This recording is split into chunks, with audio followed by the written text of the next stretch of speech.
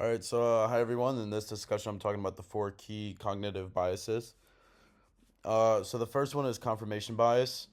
It's really when we focus only on the information that supports what we already believe. So, for example, I thought my favorite team, the Yankees, would win a big game even though they'd been losing most of the season. Sometimes, um, I kept reading articles and stats that supported my beliefs and ignored all the negative ones. But it really shows how we can blind ourselves to facts that don't even fit our actual opinion. So it's very important to study up on the facts. And then the second one is a representative bias. It happens when we make generalizations based on a un small or unpresentative sample.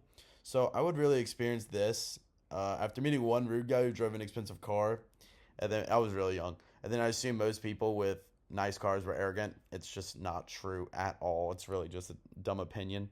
But later on, I realized that I had judged like a whole group of people just from one encounter, which is exactly how the bias distorts our judgment. So it's very important.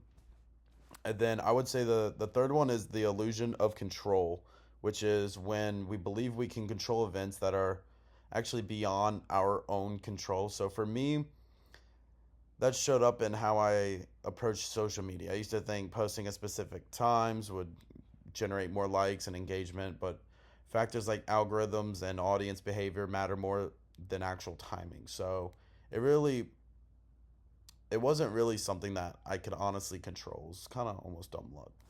But finally, escalating commitment is when we keep investing in a bad decision because we've already put time or money into this, which is one that I struggled with for a long time.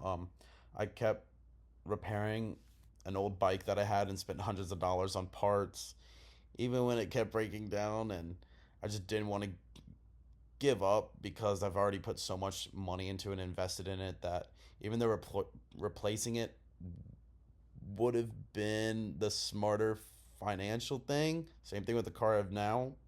Engine blew up and I spent 20 grand out of pocket replacing the engine instead of replacing it. But I still have it and it's actually working good. But these four cognitive biases show how easily our emotions and assumptions can interfere with good decision making situations, but being aware of them can definitely help us make more rational and objective choices, both as managers and in everyday life.